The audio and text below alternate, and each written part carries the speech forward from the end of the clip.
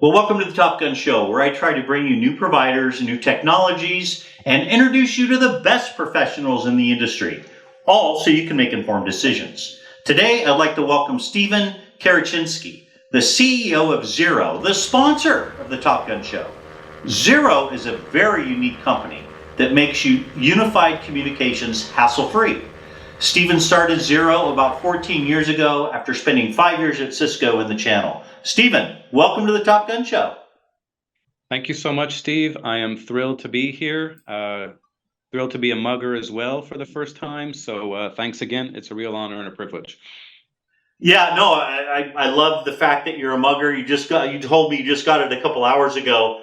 I can't wait for you to go home tonight. Your daughters will have made you something. Your wife will be waiting on the doorstep with your favorite meal. It's a life changer, man. I mean, just the It's our fact that you're a trophy. mugger is It's a our good trophy. thing. I'm bringing home the big guns tonight. So it's great stuff. I love it. I love it. Okay, let's start with this. Who is Ziro, and what unmet need in the marketplace caused you to form Ziro 14 years ago? Yeah, for sure. Appreciate that.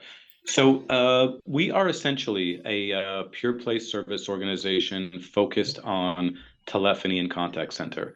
And I think one of the important things that it's worth sharing with the viewers is our industry tries to categorize everybody and put them in a box like telco, SI, VAR, MSP, you got a SaaS or PaaS. Well, we transcend across those to bring a complete service to the customer. And that's why we're really unique in doing something real special in the industry.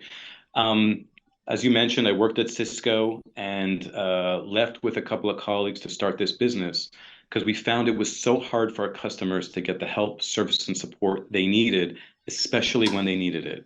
And I think the biggest gap that's in our industry that we pay a lot of attention on fixing is focusing on the entire customer journey. Most of our competitors out there and the players, with all due respect, they spend all of their time and focus on that aspect of migration. Hey, let me get you from point A to point B. But across that spectrum, the customer has got a bunch of steps that they need to take, whether they're thinking and considering the technology they're using through implementation and from day two and beyond, they're living with this for the life cycle of their technology. So we spend all of our time analyzing the whole cycle, and that's where we've got a whole bunch of product and services to address those needs at each point, where customers, they're just unmet. And that's why you see sales cycles taking so long, because customers are scared, confused, and they feel like they've got a lot of risk. I want to eliminate that risk completely, give them total confidence, and create great experiences for them. That's what we're all about. Yeah, I love it. And we were talking before we started recording how, I mean, you're in it for the long haul with that customer. You're by their side, not just implementation and cutover, but like as their needs change, right? I mean, like what COVID did with changing the face of UCaaS and CCaaS, work from home environment and all that. You're with the customer for the duration, not just for a cutover, correct? Yeah, absolutely. So that Yeah. aspect of us, we provide that managed support for the customer, but it's not just break fix. As their business needs evolve, we want to tailor and adapt the technology to meet their needs. And as you know, things are constantly changing. And so that's where we come in and add a lot of value because it's almost like the easy part is the implementation. Now they got to live this thing and make this thing work. So one, they need to make sure that they're using it and getting the value. But two, how do we make this really easy and cost effective to use? An example I was sharing with you is a lot of customers, they take on this new technology and then their top people, their most highly skilled, expensive folks end up doing very basic administrative tasks. They shouldn't have to do that on a phone system in 2024. So that's an example of some of the problems that we're fixing through automation and just thinking about this with a little bit more innovation and intelligence to it. Yeah, that's a great point. What other pain points are your customers in or end users in that you take care of for them? Look, I think the biggest one that stands out all the time, and this is probably across a lot of different technology sectors, but I'll obviously focus on telephony and contact center. Whenever someone's going through one of these migrations or transformations of their system, all the heavy lifting is left onto the customer. The partner, the provider, does very little. We send them spreadsheets and we're like, fill this out, do this work, no, no, no, no, no. And then the providers end up being like, oh, it's the darn customer at the end of the day. But we're the problem by not making things easier. So I'll give you a great example. You're going to buy a new phone system because your phone system is end of life, end of support, your contract's coming due. And then I'm the vendor, or the typical vendor would come in and be like, hey, what do you have? How are you set up? What numbers are yours? How are your hunt groups configured? What do you need for auto attendance? What's your usage like, et cetera, et cetera, et cetera. Customer has no idea. Those folks that we're talking to today probably aren't the ones that set up this system 5, 10 years ago. There's no documentation, so we end up giving them a ton of homework and jobs to do when they're already underwater and have projects that can't get finished. It doesn't make any sense.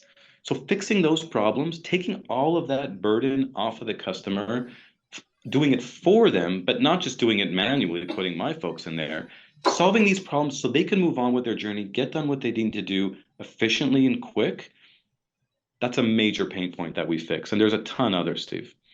Yeah, well, we're going to dig deeper into this in the next few weeks. I'm really glad that you're on the show and we can be educated by you. Well, just briefly talk about the ideal customer size that you play well in. Yeah, for sure. So our ideal customer profile has, let's say, between 500 and 6,000 users. From a psychographics perspective, like what do they care about? These folks have small IT teams, maybe a couple of people that are put together and managing network security, telephony. Sometimes they've got one telephony person for thousands and thousands of users and hundreds of sites. Like it's a massive burden. These customers that need help, want help, and also want to take advantage and use the technology properly. If you're a real laggard and you wait till the duct tape's falling off the phone system and whatnot, maybe not the ideal one for us. But if you want to stay up to date, you want to use this properly, you want to be compliant with some of the laws that are out there and see how this can help the business from a communication perspective, those are ideal players for us because we help them achieve their goals as efficiently as possible. That's great, man. What a great service. And I'm blown away that you saw the need for this 14 years ago. That's pretty amazing. No, we appreciate that. Yeah. Yeah, so Stephen, you're a big fan of the Top Gun show. I know there are millions and millions of people watching you right now. Why don't you tell the viewers a fun little known fact about yourself? Yeah, absolutely. So I am the proud and lucky father of three wonderful young ladies, girls, ladies, women. They're not women yet. I got some time there before I have to worry about them being women.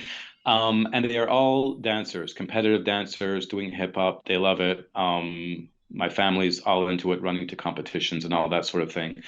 Last year, my eldest daughter asked me to join her in a fundraiser, which is called Dancing with the Stars, where I had to get my hip hop skills up into shape and dance with my daughter in front of about 300 people to raise money for the Starlight Foundation here in Montreal. And so after, 4 or 5 months of some pretty intense workouts and trying, and I'm not a dancer by nature, I've got, maybe 3 left feet. I was able to do it. I didn't break anything. I had a wonderful experience, not just something special with my daughter, but just to understand what's involved in my kids' lives when they're going through dance was really special. And then to give back, raise money for a phenomenal cause. I got a lot of wins from that experience. So if you need a hip hop dancer on your team, call me and I'll call one of my daughters to help you out because I think I'm retired. That's a great story. Send me the footage. I want to put it on my LinkedIn. I have this thing every once in a while. It's called Telecom's Got Talent. So when I find footage like this, I like to put it out. It's fun. Great stuff. Great stuff. Well, Stephen, I know you're busy. Thanks for carving out time out of your busy schedule to be on the Top Gun show, man. I appreciate it. Thanks, Steve. We'll see you soon. Appreciate it. Thanks for watching, everybody.